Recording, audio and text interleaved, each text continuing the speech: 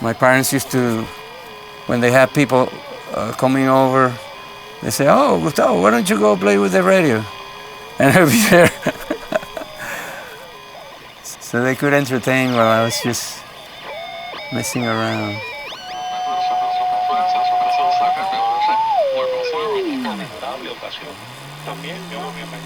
There it is.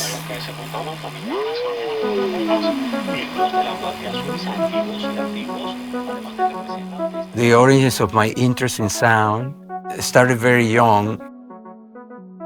In my house, there was a console with a shortwave radio.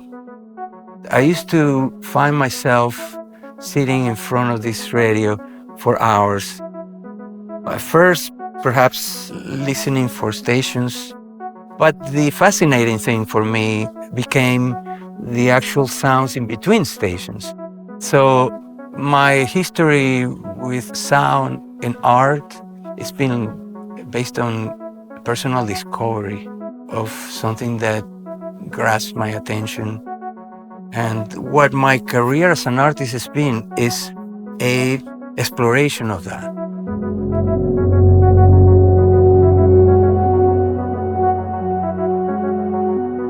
I think sound is magic only because we can't see it. We live in a visual society, and for us, what's visual is actually simple to understand. With sound, we kind of enter in this psychological space, right, where we are all of a sudden in a realm where we don't totally understand what's going on. Time is a particularly important element of sound. Sound does not exist in a still image. So sound is about events. And if we could teach ourselves to understand the sound, we could just tell what's happening around us. That renders sound a tool for understanding the world. And so in order to manage that large of a universe, I focus on a very detailed event or certain something that I want to understand until I come up with what I call audibles. Its equivalent in language would be like a word or a phrase. And then the pieces that I make, they're like more like paragraphs. One of my most recent pieces is called Quail Roost Sanctuary. It's a sound installation permanently installed at the Quail Roost Transit Village. It's 320 feet long, about 32 speakers hidden inside modules that are built of aluminum.